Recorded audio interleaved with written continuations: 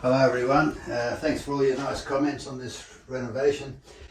A couple of people wanted to,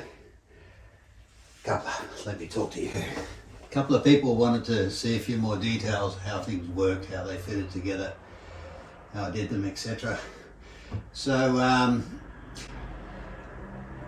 it's just turned spring here and it's probably time to get rid of this. So that's for winter. So I'll just show you how the Horigotatsu fits together, especially how I can make it disappear. Okay?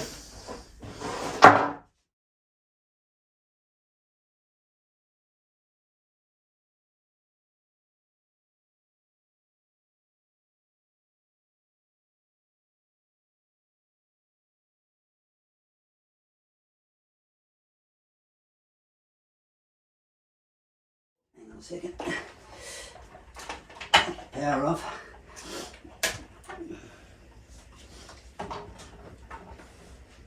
I actually put a PowerPoint under there because I hate cables laying around the house.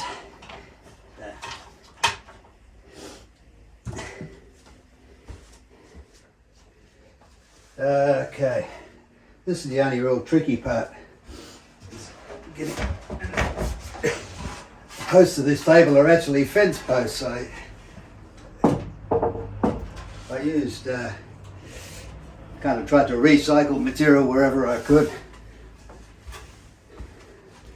Anyway, that's what it looks like in the bottom. This is the frame that goes around the Horigotatsu. I'm just going to zoom in here. You see I've got these little clips. Just recess them into the wood. And hang on. So when I slide that back, this part just comes out. The next part lifts out. I'll put the camera back on the tripod. Okay, so do the same thing over here.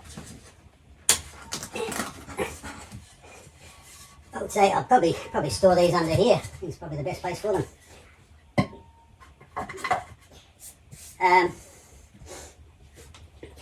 As well as things like the cushions, you could put them under there as well.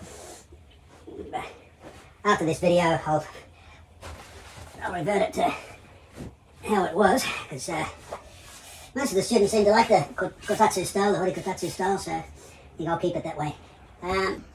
Yeah, only these I didn't really give any forethought to storing them, but okay.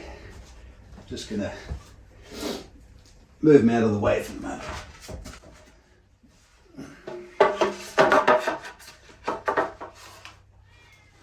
Thought I had everything worked out. Yeah. But either way, there's things like storing the extra sheet of tatami when I'm not using this. So these just fit in here. Of course, the beam's here, so that's going to support it in the middle. Like that.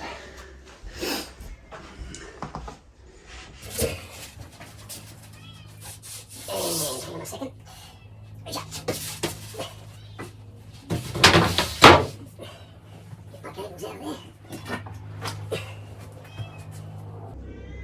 You hear my cat in the background? She wants to come out. I've been letting him outside recently and they love it.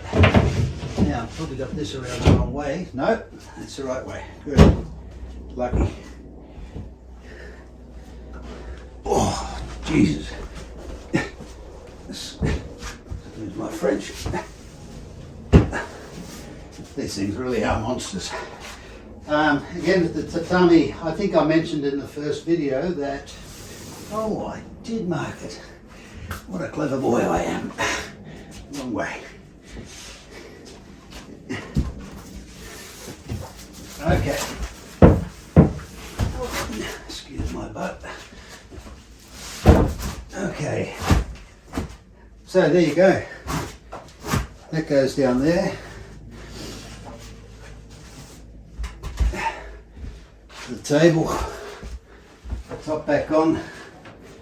Probably have to adjust the little, I've got these little blocks here that kind of keep it in place, but these are set for the blanket and they have to go out quite a way further. It's just a matter of taking them off here, screwing them in the right place. But just to give you a look.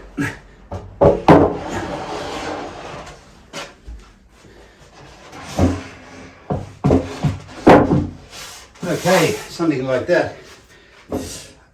I've got some fold away chairs that I can use times like this, but also them deck chairs you saw at the front. I'm going to post a link to that, by the way, because the guy who designed them, very clever guy indeed. I've changed his design a little bit and made it so I can just take the legs off when I want to use it directly on the tatami. It's all nice and smooth under here so it doesn't damage the tatami. When I want to use it as a regular chair, I just put the legs back on. Anyway, there you have it. Hope you enjoyed.